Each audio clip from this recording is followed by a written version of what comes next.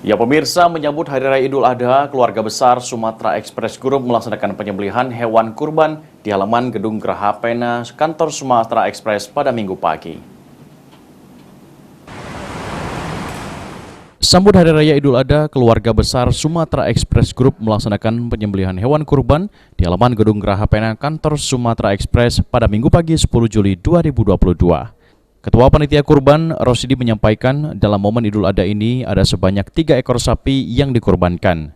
2 ekor sapi merupakan kurban dari Sumex Group dan 1 ekor sapi merupakan kurban milik Wali Kota Palembang Harnojoyo yang disembelih di halaman Geraha Pena. Daging sapi yang dikurbankan hari ini akan dibagikan kepada para karyawan Sumex Group, panti asuhan, dan juga warga sekitar kantor Sumex. Kegiatan kurban ini akan terus digelar setiap tahun dan diharapkan pada tahun depan jumlah kurban dapat lebih banyak sehingga dapat dibagikan ke lebih banyak warga yang membutuhkan.